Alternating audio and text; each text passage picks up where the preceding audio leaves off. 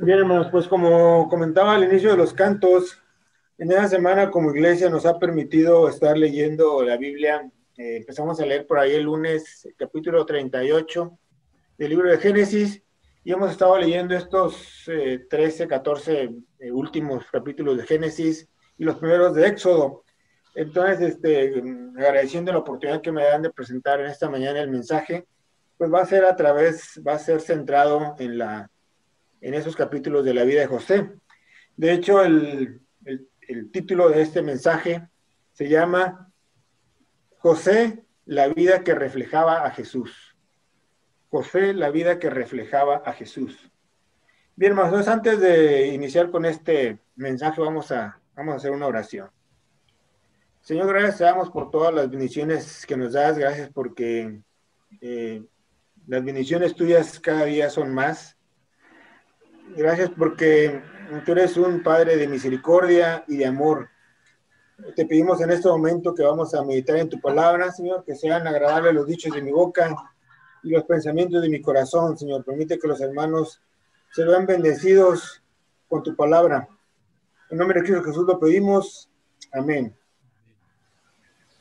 Bien, hermanos,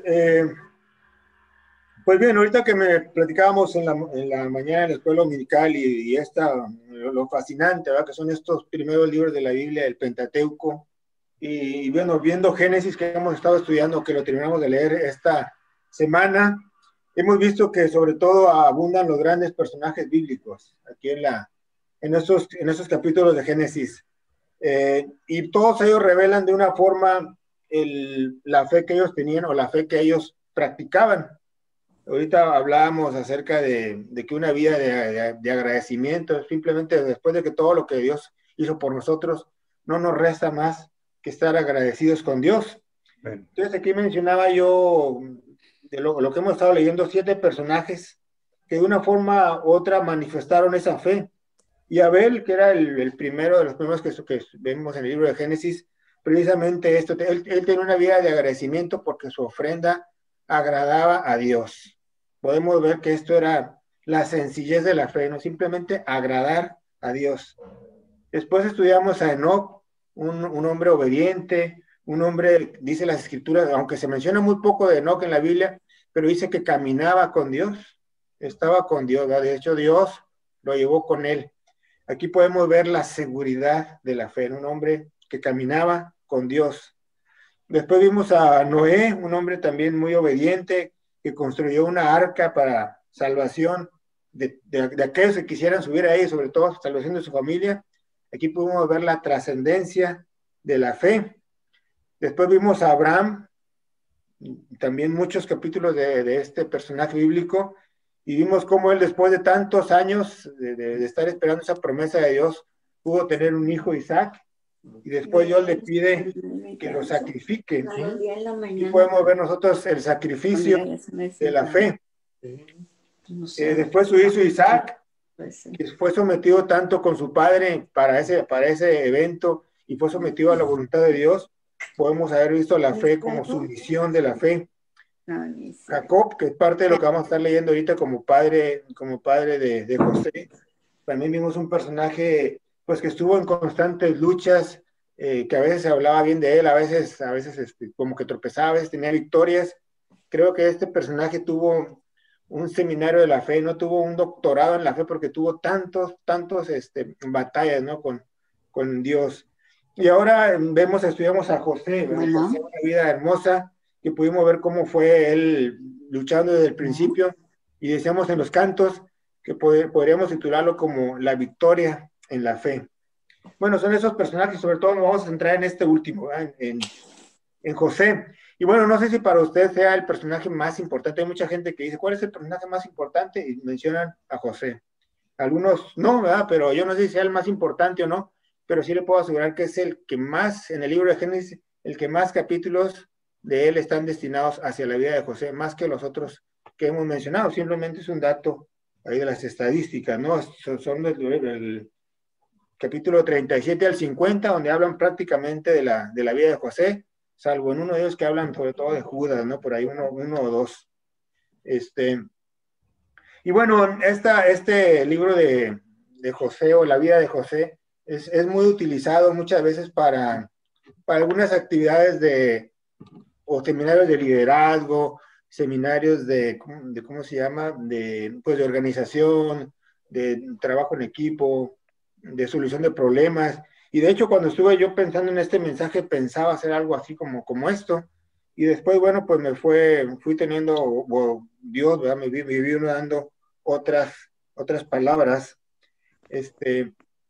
Y bueno, a fin de cuentas hay algunos inclusive que asemejan a José con el mismo Jesús y lo mencionan como una ilustración o una representación de la vida de Jesús. Y en realidad creo que todos los personajes de la Biblia tienen una imagen, una representación de Jesús. El mismo Jesús decía, escudriñad las escrituras porque vosotros os parece que en ellas tenéis la vida eterna y ellas son las que dan testimonio de mí. Es decir, toda la Biblia está apuntando hacia esta vida de Jesús. Y bueno, nomás para comparar un poco situaciones algunas bases que la gente utiliza como una figura de Jesús, podemos ver que José era un pastor, ¿verdad? Dice al principio, en el pasaje que vamos a ir leyendo. De hecho, vamos a abrir nuestras Biblias ahí en Génesis 37. Vamos a leer este capítulo 37, aunque vamos a estar leyendo, o vamos a estar viendo varios pasajes o todos esos capítulos de José. Pero dice la palabra de Dios, si usted abre su Biblia, ahí en Génesis 37, en el versículo 1, si ya la tiene abierta, dice la palabra de Dios así: habitó Jacob en la tierra donde había morado su padre, en la tierra de Canaán. Esta es la historia de la familia de Jacob.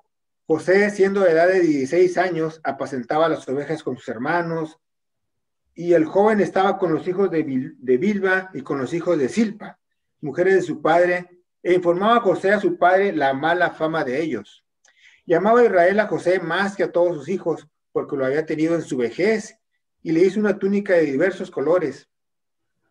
Y viendo sus hermanos que su padre lo amaba más que a todos sus hermanos, le aborrecían y no podían hablarle pacíficamente. Y soñó José un sueño y lo contó a sus hermanos, y ellos llegaron a aborrecerle más todavía. Y él les dijo: oíd ahora este sueño que he soñado. He aquí que atábamos manojos en medio del campo, y he aquí que mi manojo se levantaba y estaba derecho, y que vuestros manojos estaban alrededor y se inclinaban al mío. Le respondieron los hermanos: ¿reinarás tú sobre nosotros o señorearás sobre nosotros? Y le aborrecieron aún más a causa de sus sueños y sus palabras. Soñó aún otro sueño y lo contó a sus hermanos, diciendo: he aquí que he soñado otro sueño, y he aquí que el sol y la luna y 11 estrellas se inclinaban a mí. Y lo contó a su padre y a sus hermanos, y su padre le respondió y dijo: ¿qué sueño es este que soñaste? ¿Acaso vendremos yo y tu madre y tus hermanos a postrarnos en tierra ante ti? Y sus hermanos le tenían envidia, mas su padre meditaba en esto. Después fueron sus hermanos a apacentar las ovejas de su padre en Siquem, y dijo Israel a José: tus hermanos apacientan las ovejas en Siquem, ven y te enviaré a ellos. Y él respondió: heme aquí. E Israel le dijo: ve ahora, mira cómo están tus hermanos y cómo están las ovejas, y tráeme la respuesta. Y lo envié del valle del Hebreo, y llegó a Siquem. Y lo halló un hombre andando en el errante campo, y le preguntó a aquel hombre diciendo: ¿qué buscáis? ¿Qué buscas? José respondió: busco a mis hermanos, te ruego que me muestres dónde están apacentando. Aquel hombre respondió: ya se han ido de aquí, y yo los he oído decir: vamos a Dotán. Entonces José fue tras de sus hermanos y los halló en Dotán. Cuando ellos lo vieron de lejos, antes que llegaran cerca de ellos, conspiraron contra él para matarle, y dijeron el uno al otro: he aquí viene el soñador. Ahora pues, venid y matémosle y echemos en una cisterna, y diremos: alguna mala bestia lo devoró, y veremos qué será de sus sueños. Cuando Rubén oyó esto, lo libró de sus manos y dijo: no lo matemos. Y le dijo Rubén: no derraméis sangre, echadlo en esta cisterna que está en el desierto, y no pongáis mano en él, para librarnos así de sus manos, para hacerlo volver a su padre. Sucedió pues que cuando llegó José a sus hermanos, Ellos quitaron a José sus túnicas, la túnica de colores que tenía sobre sí, y le tomaron y le echaron en la cisterna, pero la cisterna estaba vacía, no había en ella agua. Y se sentaron a comer pan y alzando los ojos miraron, y aquí una compañía de ismaelitas que venía de Galaad, y sus camellos traían aromas, bálsamos y mirra, e iban a llevarlo a Egipto. Entonces Judá dijo a sus hermanos, ¿qué provecho hay en que matemos a nuestro hermano y encubramos su muerte? Venid y vendámoslo a los ismaelitas, y no sea nuestra mano sobre él, porque él es nuestro hermano, nuestra propia carne, y sus hermanos convinieron con él. Y cuando pasaban los madianitas, mercaderes, sacaron ellos a José en la cisterna, y le trajeron arriba, y le vendieron a los ismaelitas por 20 piezas de plata, y llevaron a José a Egipto. Después Rubén volvió a la cisterna, y no halló a José adentro, y se rasgó los vestidos, y volvió a sus hermanos, y dijo, el joven no aparece, y yo, ¿a dónde iré? Entonces tomaron ellos la túnica de José, y degollaron un cabrito de las cabras, y tiñeron la túnica con la sangre, y enviaron la túnica de colores, y la trajeron a su padre, y dijeron, esto hemos hallado, ¿reconoces ahora si es la túnica de tu hijo o no? Y él la reconoció y dijo, la túnica de mi hijo es, alguna mala bestia lo devoró, José ha sido despedazado. Entonces Jacob rasgó sus vestidos y puso cilicio sobre sus lomos y guardó luto por su hijo muchos días. Y se levantaron todos sus hijos y todas sus hijas para consolarlo, mas él no quiso recibir consuelo y dijo, descenderé enlutado a mi hijo hasta el Seol. Muy bien, hermanos. Este pasaje, aunque vamos a seguir viendo más adelante otros más versículos, decíamos, haciendo una comparación con la vida de Jesús, dice al principio que José era un pastor, ¿verdad? Que estaba apacentando a su rebaño. Y pues recuerdan que ustedes, Jesús decía, yo soy el buen pastor. José era aborrecido por sus hermanos, Jesús también fue aborrecido por sus hermanos, lo rechazaban que José fuera a reinar sobre él, y los fariseos también lo rechazaban. Vamos a estar estudiando en la escuela dominical cómo los fariseos y los judíos lo siguen rechazando hasta el día de hoy. José era enviado por su padre para ver a sus hijos. Hay otras similitudes muy importantes, ¿verdad? Que dice por ahí que le quitaron esa túnica de colores, ¿verdad? Lo arrojaron en una cisterna, y luego lo vendieron en 20 monedas de plata, ¿verdad? Jesús también le quitaron su manto al hacerlo crucificado. Dice que cuando estuvo crucificado descendió a las profundidades y fue vendido por 30 monedas.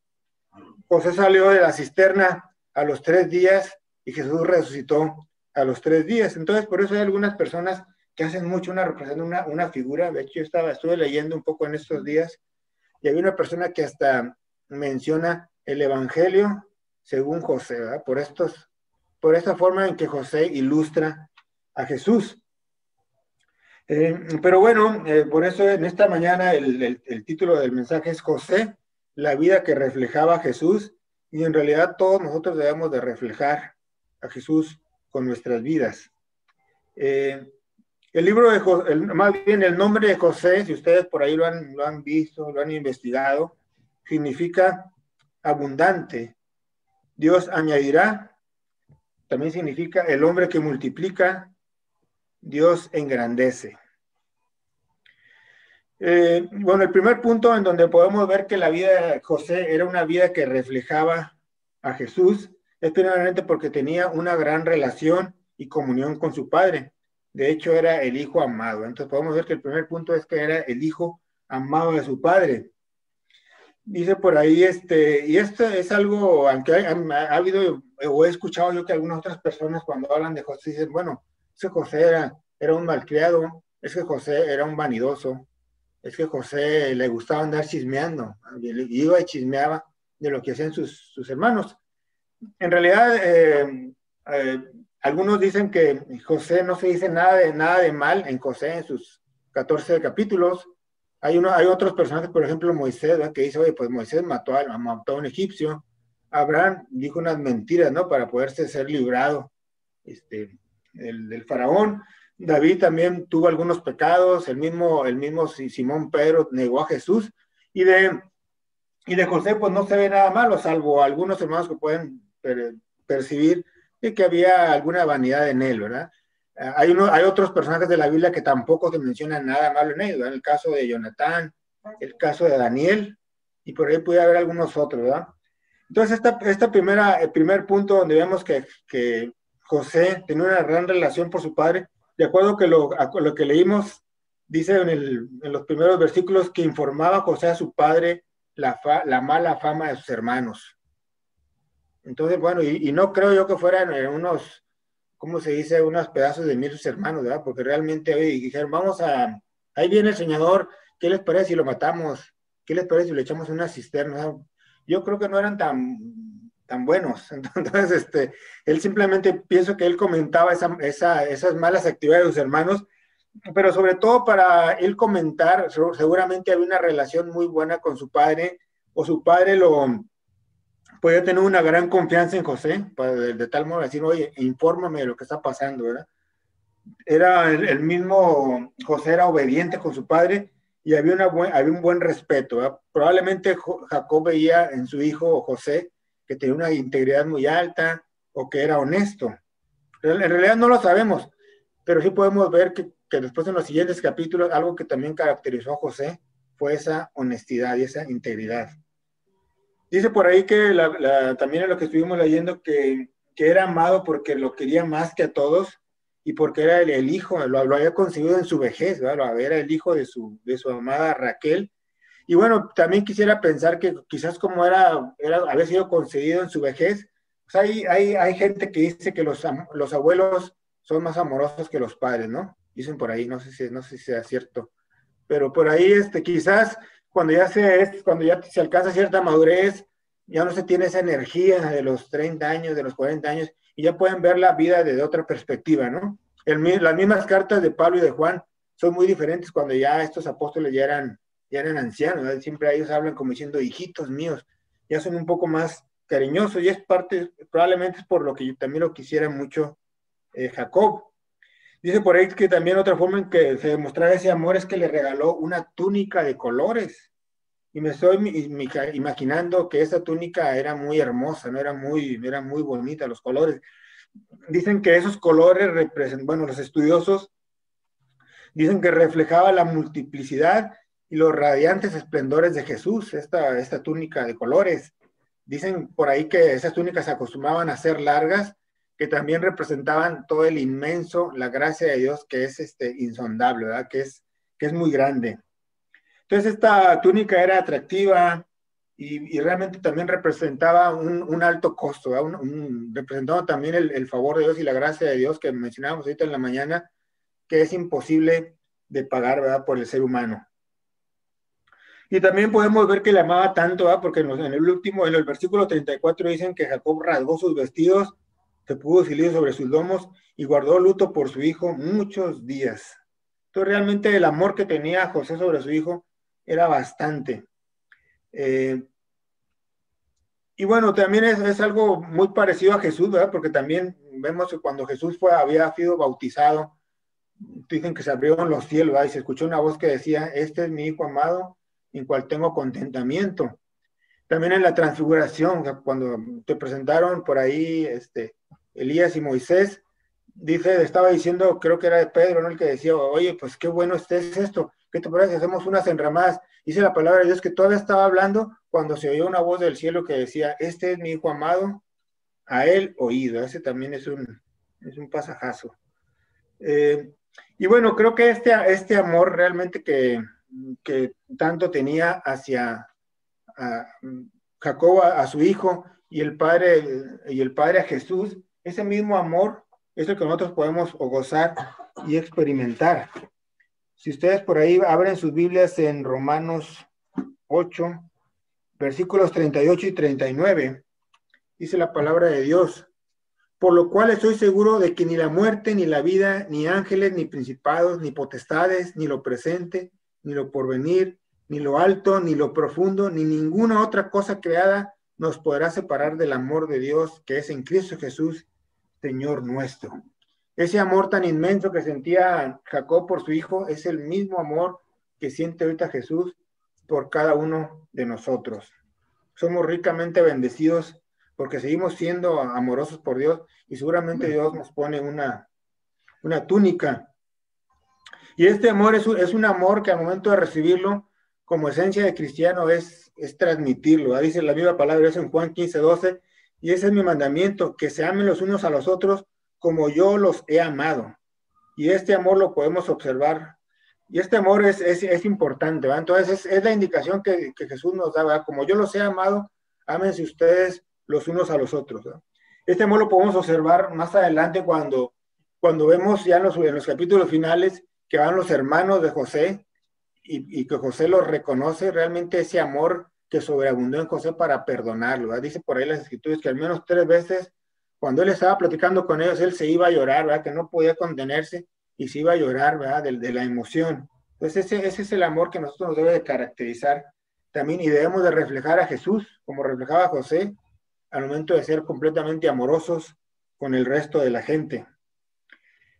El segundo punto en lo que nosotros debemos, o que José reflejaba, o su vida reflejaba a Jesús, es que superaba las adversidades. Dice por ahí en los versículos del 23 al 28, dice la palabra de Dios. Sucedió pues que cuando llegó José a sus hermanos, ellos quitaron a José su túnica, la túnica de colores que tenía sobre sí, y le tomaron y le echaron en la cisterna, pero la cisterna estaba vacía, no había en ella agua. Y sentaron a comer pan, y alzando los ojos miraron, y aquí una compañía de ismaelitas que venían a Galaad, y sus camellos traían aromas, bálsamo y mirra, iban y lo llevaban en Egipto. Entonces Judá y sus hermanos dijo, ¿qué provecho hay que matemos a nuestro hermano y lo encubramos su muerte? Venid y vendámoslo a los ismaelitas y no sea nuestra mano sobre él, porque él es nuestro hermano, nuestra propia carne, y sus hermanos convinieron con él. Esta fue una de las primeras pruebas que tuvo José cuando fue arrojado en esta cisterna, ¿verdad? Pero primeramente dice que le quitaron su túnica, ¿verdad? Esa túnica tan hermosa, esa túnica de colores que tenía él de su padre, dice por ahí que se la quitaron. Era un problema para él esto, y nosotros también muchas veces tenemos esas adversidades, ¿verdad? Por eso nosotros cantábamos este canto, bendiciones, ¿verdad? Cuando combatido por la adversidad hay más bendiciones. Pero a veces nosotros también sentimos que esa túnica que tenía y que representaba todo el favor de Dios y todas las bendiciones, a veces nosotros también nos quitan esa túnica y nos quitan la alegría y nos quitan el placer de ser ricamente bendecidos. Después dice la palabra de Dios, bueno, nosotros podemos tener problemas, pero dice la palabra de Dios que las misericordias de Dios nuevas son cada mañana. Es decir, son mucho más las bendiciones que tenemos que una túnica que nos pudieran quitar y arrebatar, ¿verdad? No nos pueden quitar la alegría y la razón de estar agradecidos con Dios. Dice después de que lo arrojaran en una cisterna seca. También fue una dura prueba para él. Y esto de la cisterna muchas veces representa la profunda depresión que hay en la gente, ¿no? A veces nosotros estamos agobiados, estamos estresados y estamos en una cisterna seca. Yo recuerdo hace tiempo, hace muchos años, hace alrededor de unos, yo creo que 20 años quizás, ya estaba yo trabajando como en finanzas, como contador, y tenía yo en mi resguardo una caja chica, una caja de dinero, ¿verdad? Entonces la gente venía, me pedía dinero, pues para comprar, no sé, papelería, comprar lámparas, comprar cosas, ¿verdad? Y tenía una compañera al lado de mí, que éramos del mismo departamento diaria, y ella me decía, como unos 3, 4 días antes de la quincena, me decía, Paco, préstame dinero, y te lo pago el día 15. Digo, no había problema, la empresa era muy consentidora, ¿verdad? Y además era la compañera. Entonces yo le prestaba el dinero, pero me llama la atención que ella me decía, préstame dinero porque ando depre. Es que me dio la depre. Entonces me decía, me voy a ir a comprar unos zapatos, me voy a ir a comprar unos suéteres porque pues me dio la depre. Entonces yo ahorita que estaba acordándome esto, yo le hubiera dicho, digo, si hubiera estado leyendo este pasaje, le hubiera dicho, oye, ¿cómo te sientes en una cisterna seca? ¿Sientes que te echaron una cisterna seca? Pues en vez de decir que estuviera en la depre, estaba realmente en una cisterna seca, porque estaba desanimada, ¿no? Muchas veces nosotros también estamos en una situación semejante, ¿verdad? Había un pastor que me decía, Hay gente que viene aquí conmigo, que tiene unos matrimonios muy hermosos, muy bonitos, tiene hijos, les ha ido bien, pero tienen problemas. Ellos mismos están dentro de una cisterna seca. Bueno, no me dijo él que estaban dentro de una cisterna seca, pero él decía, hay gente que tiene tantas bendiciones, pero que ellos mismos se entran a una cisterna seca, ¿va? Y dejan de ver lo que hay alrededor de él. Y bueno, creo que también el mismo Jesús superó muchas veces las adversidades, ¿no? Cuando estuvo en el desierto, cuando estuvo en el Getsemaní, fueron momentos de dificultad. Y creo que esto de la cisterna seca también tiene un significado muy grande, ¿no? Muy, muy importante, porque a veces son procesos en los que mismo probablemente sea la voluntad de Dios que nosotros estemos en ese proceso de transformación para prepararnos a un lugar donde Amén. Dios quiere que estemos en el futuro. Seguramente Dios permitió que José estuviera en esa cisterna porque dentro de algunos años iba a estar siendo como mayordomo y como gobernador. Entonces son escalones que deben estar preparando la gente para algo que viene mejor, ¿verdad? Amén. Ahorita que estamos atravesando por este tiempo del COVID, ¿verdad? Que ya son casi un año, vamos a cumplir prontamente un año, se puede decir que estamos en esa cisterna seca, ¿verdad? Pero estamos siendo preparados, estamos en ese periodo de transformación para un proyecto de Dios a futuro, ¿verdad? Entonces, por eso tenemos que tomar en cuenta bien el propósito de cada una de las adversidades que van surgiendo. Y bueno, recordamos que Jesús también cuando estaba en el Getsemaní, ¿no? Ese proceso de transformación, dijo Jesús a sus discípulos, mi alma está triste hasta la muerte. Entonces hay momentos en esos periodos de transformación que debemos de estar concentrados y de estar preparados para lo que sigue. Dice Romanos 8:28, y sabemos que a los que aman a Dios, todas las cosas le ayudan a bien. Esto es, a lo que conforme a su propósito son llamados. Entonces Dios trabaja en la vida de todos, de cada uno de ustedes, cada uno de nosotros, ¿eh? Incluyéndome, obviamente yo soy el primero, pero Dios trabaja en los corazones de cada quien. Dios trabajó en la vida de José, permitió que esto pasara. ¿Por qué? Porque hay algo más a lo que Dios tenía preparado para él y era necesario que él estuviera en este momento, ¿vale? Que atravesara este momento para poder estar listo para lo que venía enseguida. Entonces, ese segundo punto en el que José reflejaba la vida de Jesús es que superaba las adversidades. El tercer punto en donde José refleja una vida de Jesús es que el Espíritu de Dios estaba con él. Si nosotros vamos a nuestra Biblia nuevamente, allá en Génesis 39, y le damos lectura a los versículos del 1 al 6, si usted tiene ahí su Biblia y la abre, dice, llevando pues José a Egipto, Potifar, oficial del faraón, capital de la guardia, varón egipcio, lo compró de los ismaelitas que lo habían llevado allá. Mas Jehová estaba con José, y fue varón próspero y estaba en la casa de su amo, el egipcio. Y vio su amo que Jehová estaba con él, y que todo lo que hacía, Jehová lo hacía prosperar en su mano. Hacía yo José gracia en sus ojos y le servía, y lo hizo mayordomo de su casa y entregó en su poder todo lo que tenía. Y aconteció que desde cuando le dio el encargo de su casa y todo lo que tenía, Jehová bendijo la casa del egipcio a causa de José, y la bendición de Jehová estaba sobre todo lo que tenía, así en casa como en el campo. Y dejó todo lo que tenía en mano de José, y con él no se preocupaba de cosa alguna, sino del pan que comía. Entonces aquí vemos cómo José, el Espíritu de Jehová estaba sobre él, ¿verdad? Cómo estaba con él.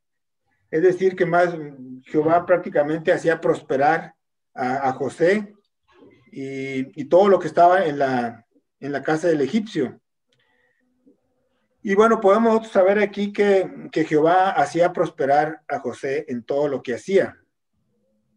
Y algunas otras corrientes toman este pasaje también como para hablar acerca de la prosperidad, ¿no? Esa prosperidad tan famosa. Y bueno, creo que Dios no está peleado ni está en contra del éxito y de la prosperidad, pero sí tiene un plan específico muy bien para cada quien, ¿no? Si usted quiere prosperidad y tiene éxito, la puede pedir a Dios, pero también tiene que estar atento y escuchar y aceptar la respuesta de Dios.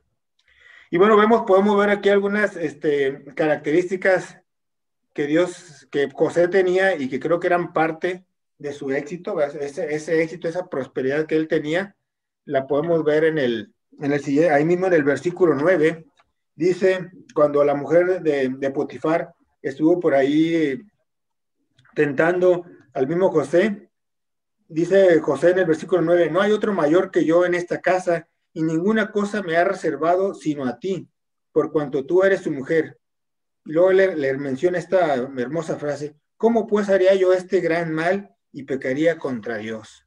Entonces podemos ver que parte de esa prosperidad que José tenía y de ese éxito que él tenía y de que siempre el Espíritu de Jehová estaba con él, era creo que por su fidelidad, por esta honestidad que él tenía.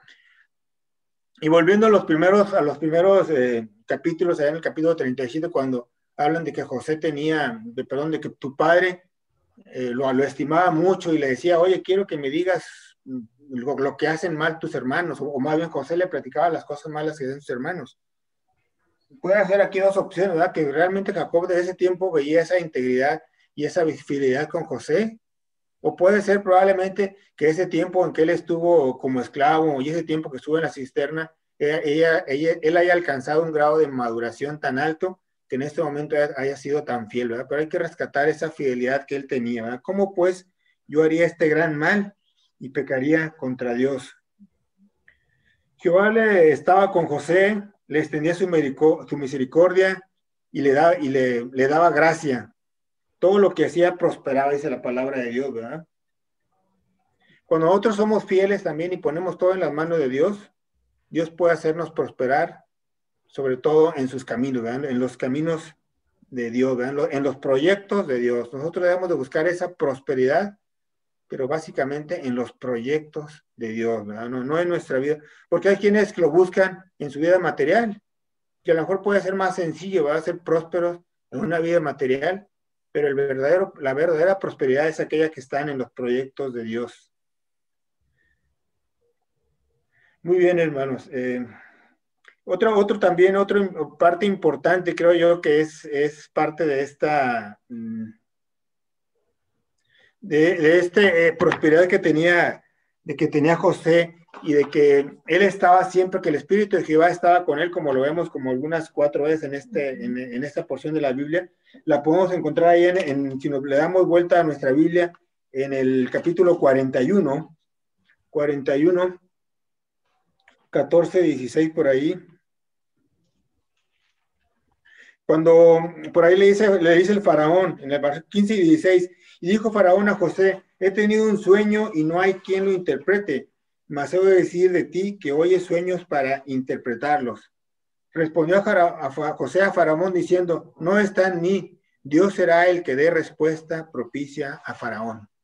Entonces podemos ver esta otra cualidad que tenía José, que todo lo que hacía y todo su éxito que él tenía, le daba crédito a Dios. Si nosotros podemos ver algo que Dios en lo que siempre ha estado disgustado en toda la historia del Antiguo Testamento, es ante el orgullo, ¿verdad?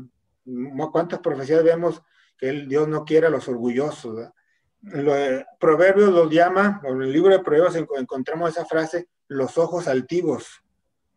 Todo esto, la soberbia, el orgullo, la altivez de ojos, no son los planes de Dios. José sentía que él simplemente era un instrumento en las manos de Dios, al decir, no está en mí, esto viene de Dios, le daba todo el crédito a Dios. José se dejaba guiar y morir por el Espíritu de Dios. Podemos ver que era obediente, tenía fidelidad, tenía amor a los demás. Creo que por lo menos esas 3 cualidades, ¿verdad? Ser obediente, ser fiel y mostrar ese amor para los demás, era parte de su éxito y parte de haber sido prosperado, ¿verdad? Al momento de ser llamado como el oficial de Faraón, que era el capitán de la guardia más bien, y después que lo vamos a ver, cuando estuvo preso en la cárcel, que estuvo al cuidado de la cárcel, ¿verdad? Y más adelante como gobernador. Pero prácticamente de que José haya estado siempre con el Espíritu de Dios, podemos rescatarlo por su obediencia, por su fidelidad y por su amor hacia los demás. El cuarto punto, hermanos, donde la vida de José reflejaba la vida de Jesús, podemos verlo acá, que José proclamaba la salvación del pueblo, o era parte de la salvación del pueblo. Y bueno, nosotros lo podemos, de hecho podemos buscar ahí en la Biblia, hermanos, ahí en los versículos 40, o cuando hablamos de una vez que José fue de una manera injusta llevado a prisión, y por ahí, ¿se acuerdan ustedes cuánto tiempo estuvo en la cárcel? Después de que llegaron los dos, el panadero y el copero. Dice la Biblia allá por ahí dice que fueron 2 años, ¿no? Sí, bueno, por ahí igual en las preguntas sale, pero no me puedo enseñar al principio del 40 o el 41, pero dice que después de 2 años de haber estado en la cárcel, al cuidado de la cárcel, dice que llegaron 2 personas, ¿verdad? Que llegó el copero y llegó el panadero, y ambos tenían algunos sueños, y ellos decían que se sentían incómodos, ¿verdad? Porque no sabían cuál era la razón de su sueño. Entonces, por ahí en el versículo 8 dice, ellos le dijeron, hemos tenido un sueño y no hay quien lo interprete. Entonces dijo José, no son de Dios las interpretaciones, contádmelo ahora. Entonces el jefe, estoy leyendo ahí en el capítulo 40, versículo 9. Dice, entonces el jefe de los coperos contó su sueño a José y le dijo, yo soñaba que venía una vid delante de mí y en la vid 3 sarmientos y ella como que brotaban y arrojaban su flor, viniendo a madurar sus racimos de uvas, y que la copa del faraón estaba en mi mano, y tomaba yo las uvas y las exprimía en la copa de faraón, y daba yo la copa en mano del faraón. Y le dijo José, esta es mi interpretación de los 3 sarmientos, son 3 días. Al cabo de 3 días levantará faraón tu cabeza y te restituirá a tu puesto, y darás la copa a faraón en su mano, como solías hacerlo cuando eras su copero. Acuérdate pues de mí cuando tengas ese bien, y te ruego que uses conmigo de misericordia y hagas mención de mí a Faraón y me saques de esta casa, porque fui hurtado de la tierra de los hebreos y tampoco he hecho aquí porque me pusieron en la cárcel. Y enseguida sigue diciendo, viendo el jefe de los panaderos que había interpretado para bien, dijo a José, también yo soñé que veía 3 canastillos blancos sobre mi cabeza. En el canastillo más alto había de toda clase de manjares de pastelería para Faraón, y las aves las comían del canastillo de sobre mi cabeza. Entonces respondió José y dijo, esa es su interpretación. Los 3 canastillos, 3 días son. Al cabo de 3 días quitará Faraón tu cabeza sobre ti, y te hará colgar en la horca, y las aves comerán tu carne de sobre ti. Al tercer día, que era el día del cumpleaños de Faraón, el rey hizo banquete a todos sus sirvientes, y alzó la cabeza del jefe de los coperos y la cabeza del jefe de los panaderos entre sus servidores. Hizo volver a su oficio al jefe de los coperos, y dio la copa en mano de Faraón, mas hizo ahorcar al jefe de los panaderos como le había interpretado José. Y el jefe de los coperos no se acordó de José, sino que se le olvidó. Entonces estos 2 son los 2 sueños que por ahí interpretó José cuando estuvo en la cárcel. Y bueno, después dice la palabra de Dios, ¿verdad? Que habían pasado algún tiempo. Hasta aquí precisamente al inicio del capítulo 41. Aconteció que pasados 2 años tuvo Faraón un sueño. Es aquí lo que les estaba comentando hace un momento, ¿verdad? Entonces, que después de que José había interpretado estos sueños, pasaron 2 años, imagínense 2 años más de José en la cárcel, ¿verdad? Nuevamente volvemos a decir, ese periodo de transformación, ¿verdad? Esa prueba que José tenía, pero que seguramente sacó provecho, ¿no? Sacó provecho para estar preparado para el siguiente escalón que Dios le había puesto. Entonces dice por ahí que el mismo Faraón tuvo una necesidad o tuvo un sueño, ¿no? donde soñaba que estaba junto al río y que veía de pronto que salían 3 vacas bonitas, hermosas, pero que también al mismo tiempo salían 3 vacas flacas de mal aspecto, y que estas vacas flacas devoraban a las vacas bonitas y hermosas, ¿no? y que también tuvo otro sueño, ¿verdad? Que por ahí veía que se levantaban siete espigas muy hermosas, muy bonitas, que también se levantaban otras 7 espigas y devoraban a las espigas bonitas y hermosas, ¿verdad? Entonces estaba triste, estaba más bien nervioso el faraón, diciendo, pues ahora qué puedo hacer, no hay quien interprete. Y dice la Biblia que mandó llamar a los sabios y a los magos, pero nadie podía interpretar este sueño. Entonces el copero se acordó el copero, pues yo cuando estaba en la cárcel, imagínense 2 años después, José le decía, acuérdate de mí cuando estés por allá, ¿verdad? Tuvo que pasar un evento similar para que el copero dijera, yo me acuerdo que en la cárcel del capitán de la guardia, en la casa del capitán de la guardia, había un joven que interpretaba los sueños. Y dice el faraón, tráemelo para acá, ¿no? Amén. Y vamos a leer nuevamente en esa porción de la Biblia, donde dice, en el capítulo 41, versículos del 15 en adelante. Y dijo Faraón a José, yo he tenido un sueño y no hay quien lo interprete, mas he oído decir que oyes sueños para interpretarlos. Y respondió José a Faraón diciendo, no está en mí, Dios será el que dé respuesta propicia a Faraón.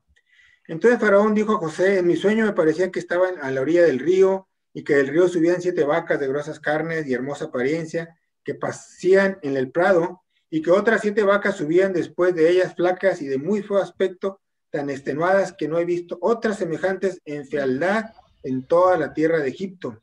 Y las vacas flacas y feas devoraban a las 7 primeras vacas gordas, y éstas entraban en sus entrañas, mas no se conocía que hubiese entrado, porque la apariencia de las flacas era aún mala, como al principio, y yo desperté. Y vi también soñando que 7 espigas crecían en su misma caña, llenas y hermosas, y que otras 7 espigas menudas, marchitas, abatidas del viento solano, crecían después de ellas. Y las espigas menudas devoraban a las 7 espigas hermosas, y yo he dicho a los magos, mas no hay quien me las interprete. Entonces respondió José a Faraón, el sueño de Faraón es uno mismo. Dios ha mostrado a Faraón lo que va a hacer. Las 7 vacas hermosas 7 años son, y las espigas hermosas son 7 años. El sueño es uno mismo. También las 7 vacas flacas y feas que suben tras ellas son 7 años, y las 7 espigas menudas y marchitas del viento solano, 7 años serán de hambre. Esto es lo que respondió a Faraón. Lo que Dios va a hacer, lo ha mostrado a Faraón. Aquí vienen 7 años de gran abundancia en toda la tierra de Egipto, y tras ellos seguirán 7 años de hambre, y toda la abundancia será olvidada en la tierra de Egipto, y el hombre consumirá la tierra, y el hambre consumirá la tierra.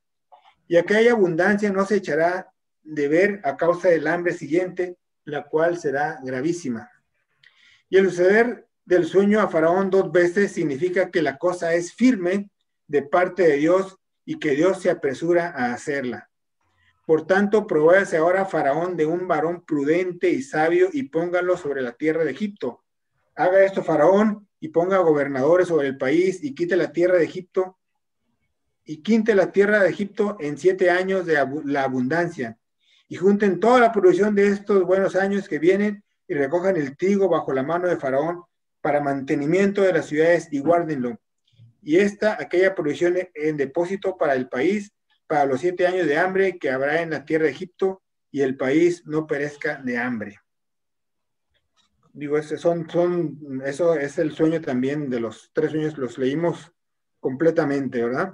Y bueno, viene ahí una respuesta muy hermosa del Faraón, ¿verdad? Dice, y dijo Faraón a sus siervos, ¿acaso hallaremos a otro hombre como este en quien esté el Espíritu de Dios? Amén.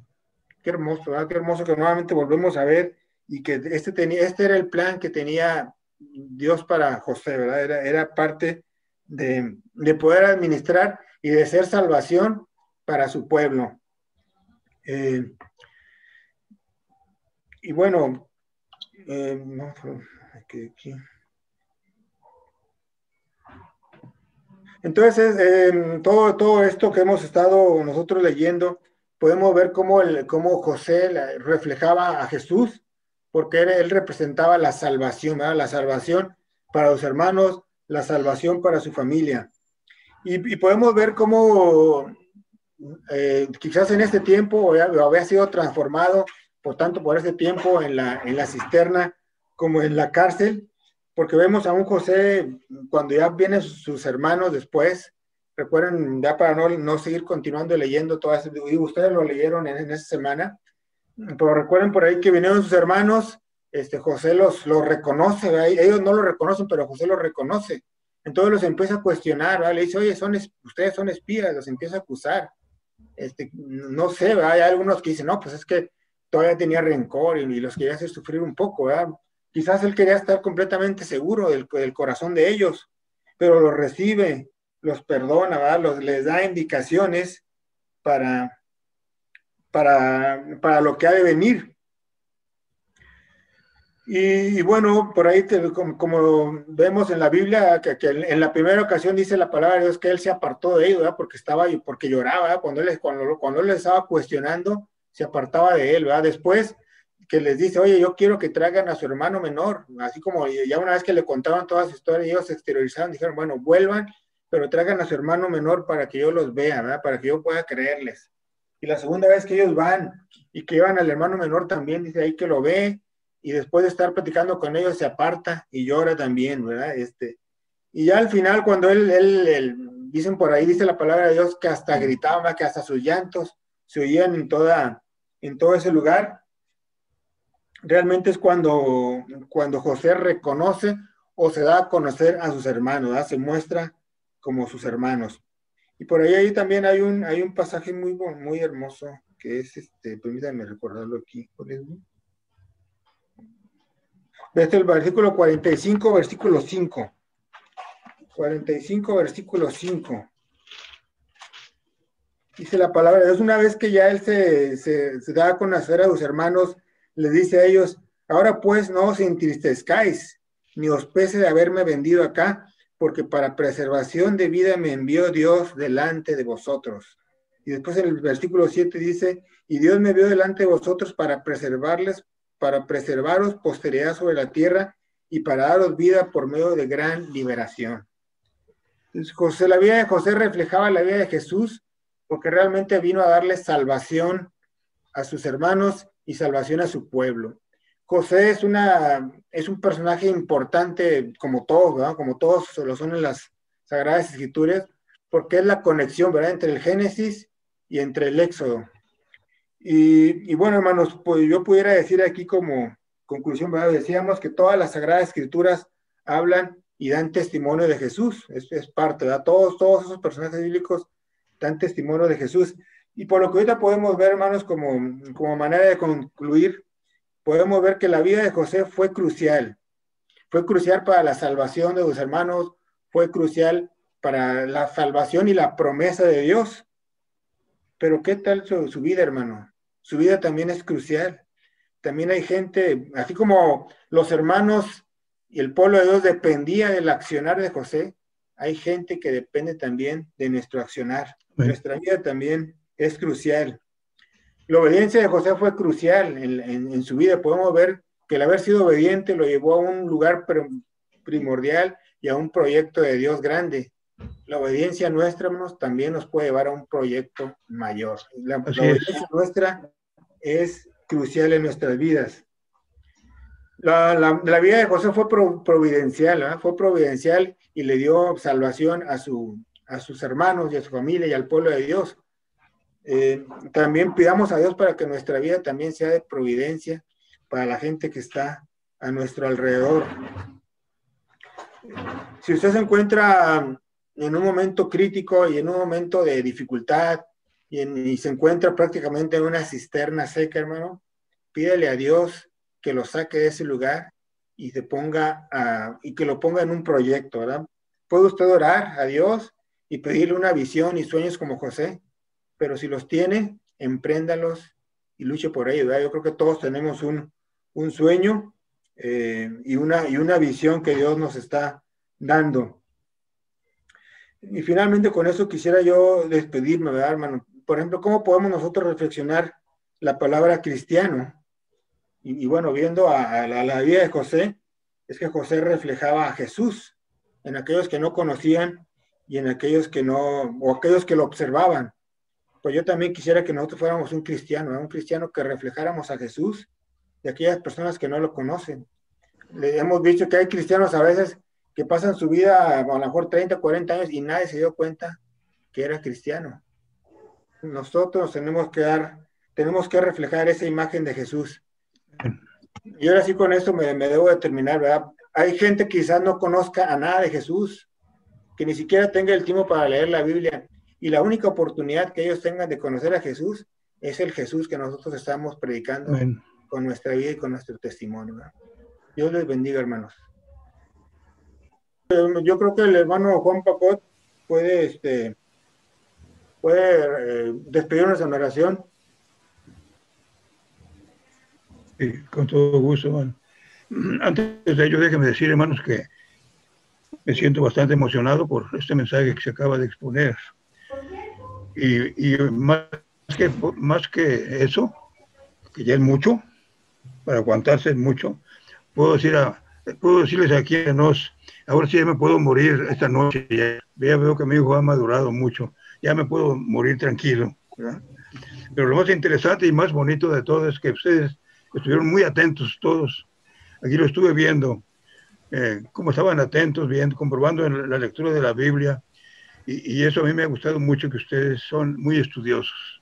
Gracias al Señor por esa bendición. Así que adelante, hermanos, que Dios me les bendiga y que nos ayude para que la iglesia, fruto del Espíritu, llegue a ser grande en número, pero más que todo en espiritualidad.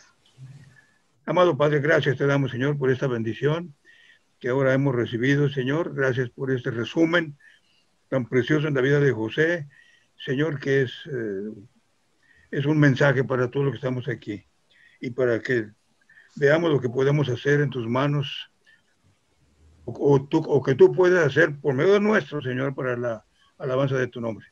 Gracias porque nos has tenido por fieles y nos pones en el ministerio o nos pones en la vida cristiana. Gracias, Señor, por tu bondad, porque hemos aprendido mucho juntos como iglesia, Señor.